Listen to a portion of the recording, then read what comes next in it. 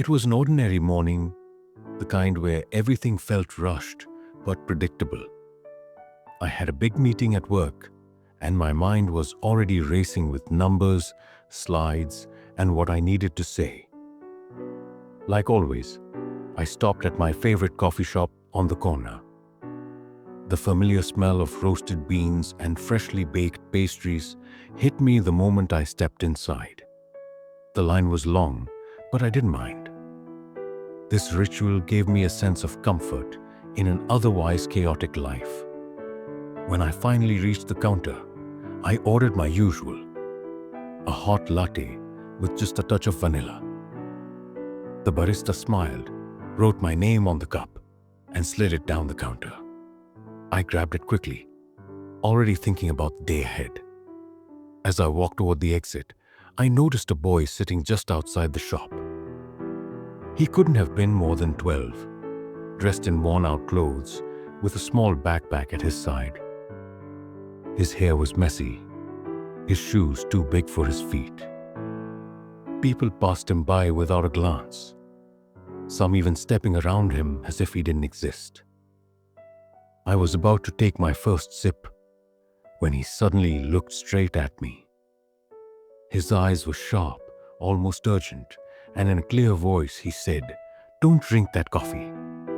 I froze. The words were so unexpected, so direct, that I just stood there, holding the cup in midair. The boy didn't look away.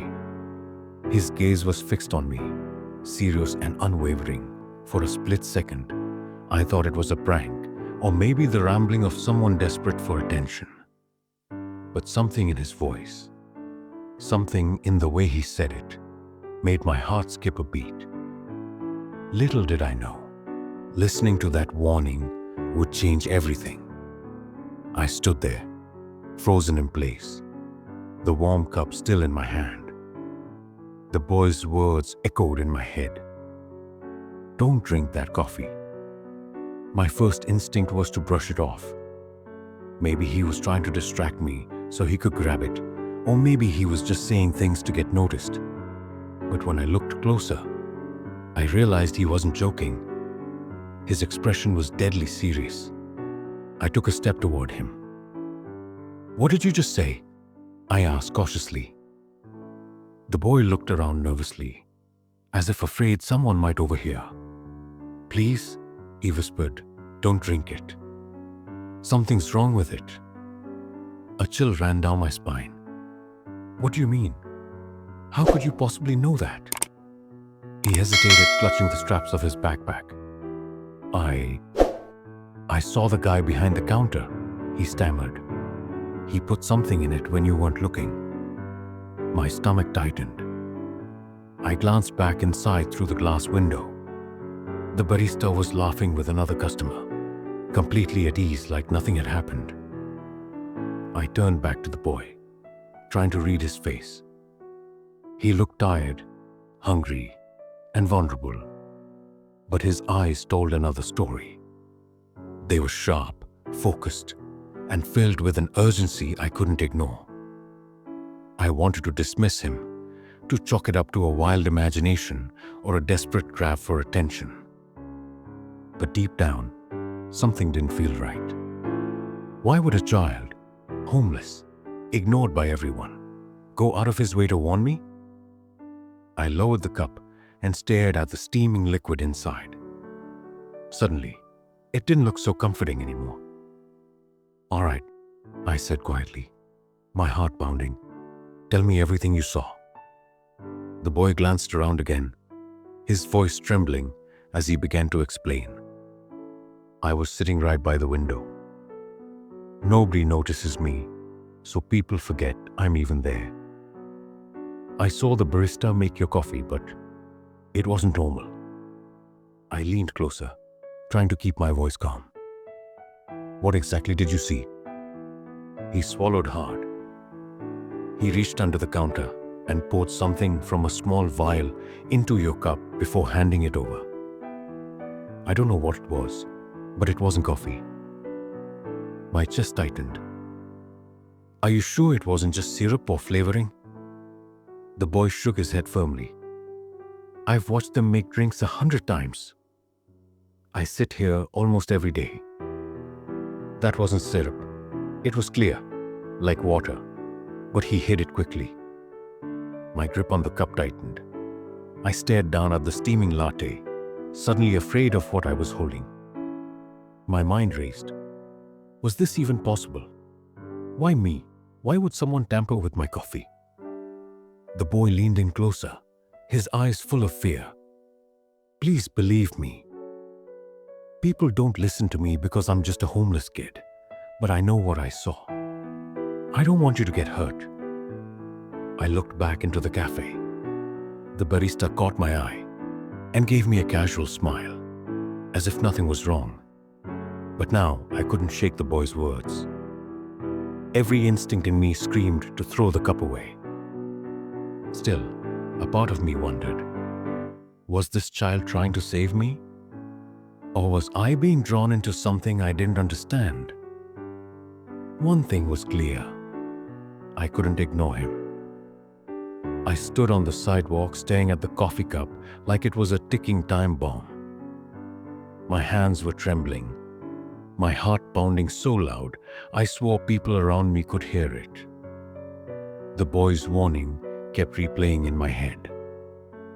He put something in it. I knew I had to find out the truth. But how?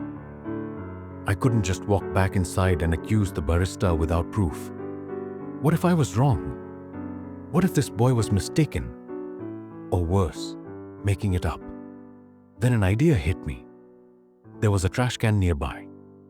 I pulled the lid off my cup and, pretending to casually toss something away, poured a small amount of the coffee into a clear plastic lid I'd grabbed.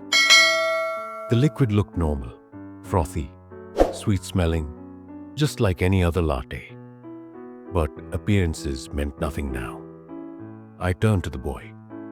Do you have any idea what it could be? He shook his head. No, but don't drink it. Please, his voice cracked, and I could see he was scared for me, not himself. That sincerity cut deep. Just then, a man walking by stopped to toss his trash and glanced at the coffee in my hand. That smells strong, he joked. You sure you want to drink all that? I forced a tight smile but said nothing. The boy whispered, if you don't believe me, give it to someone else. But you'll see. I'm telling the truth. My stomach turned at the thought. I couldn't risk anyone else's life just to test this. Instead, I set the cup down carefully on the trash can lid. My decision was made. I wasn't drinking it, but I still needed answers. And the only person who could give them was inside the cafe, smiling as if nothing had happened. With the coffee still sitting untouched, I took a deep breath and walked back into the cafe. The boy trailed behind me, hesitant but determined. My pulse raced as I approached the counter. The barista's smile returned, too casual, too practiced. Something wrong with your drink? He asked lightly. I set the cup down firmly. Yeah, I said, locking eyes with him. What exactly did you put in here? For the first time, his expression faltered. Just a flicker, but I caught it. His eyes darted quickly to the boy, then back to me. Excuse me? He said, trying to recover his composure. The boy spoke up, his voice shaking, but loud enough to be heard. I saw you. You poured something in it when you thought no one was looking. A couple of customers turned their heads. The barista's face went pale. That's ridiculous, he snapped, but his hands fidgeted nervously. My gut told me everything I needed to know. I pulled out my phone. Fine, I said, my voice steady. Let's review the security cameras together. If there's nothing to hide, then there's nothing to worry about, right? The barista froze. His lips parted, but no words came out.